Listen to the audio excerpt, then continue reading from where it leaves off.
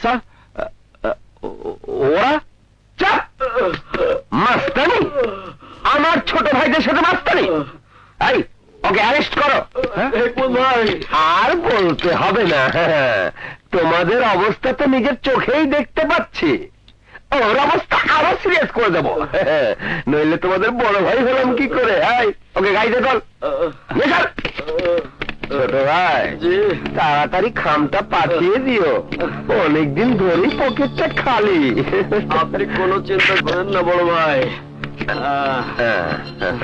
দেবো বড় ভাই দেবো। সবাইকে ঠিক মতো ধোলা দিন, কিন্তু ও যেন বুঝতে পারে আসলে আমরা আপনার ছোট ভাই। দেবো দেবো, চলো। কি মতো লাগছে কি রে কিসমত, তুই তো পোশাক ছাড়া পুলিশ, আজ হঠাৎ পোশাক পরে থানায় কেন? আজ থেকে থানাতেই ডিউটি করতে হবে। তাই কি বলছিস? তোর জায়গায় আবার বদলি হলো কে? কেউ বদলি হয় নাই, তবে এইবার মনে হয় এই থানার অনেকেরই স্বভাব চরিত্র বদলাইতে হবে। এই যেমন ধরেন টুকটাক খাওয়া দাওয়া, আদান প্রদান, টিপটাপ, ডাইরেক্ট ইনডাইরেক্ট সব বন্ধ হয়ে যাবে। কেন, নতুন ওসি খুব কড়া নাকি? শুধু কড়া বললে ভুল হবে স্যার, লোহারে আগুনে পুরাইলে যেমন লাল হয়ে যায়, ওসি সামনে দেখলে ঠিক তেমন লাগে। সারা শরীরে শুধু আগুন আর আগুন। বলিস কি?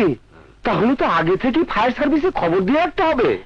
কাজ হবে না স্যার গো, এই আগুন চুলার আগুন না, এই আগুন দোলদের আগুন, তো খারাপ। আরে রাস্তার আগুন কত দেখলাম, টাকার বান্ডিল দেখলে ওই আগুন পানি হয়ে যাবে। এখন যা, হাজতখানা একখান মাল আছে, নিয়ে আয়, সাইজ করে ছেড়ে দে। যা। মালটা লোকাল না ফরেন? আরে ফরেন ফরেন। ও আচ্ছা, ঠিক আছে। স্যালুট দিবি না? ও ডাইকা ডাইকা নেন নাকি? আচ্ছা ঠিক আছে, স্যালুট স্যার। যা ভালো করে।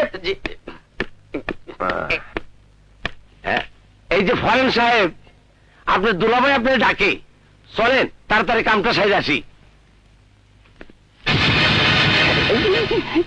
স্যার আপনি, স্যার স্যালুট স্যার। চুপ, ঠিক আছে চুপ স্যার।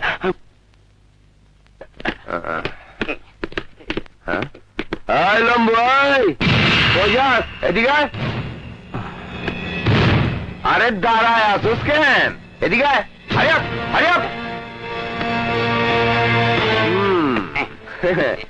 সাইজ দেখে তো মনে হয় পাকিস্তানি বংশধর।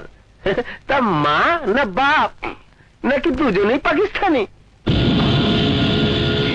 সর্বনাশ, আগুন তো মনে হয় লাগে যাইব। এই দিকে তোর চুলটা পুলিশ কাটিং কেন? পুলিশ কাটিং কেন?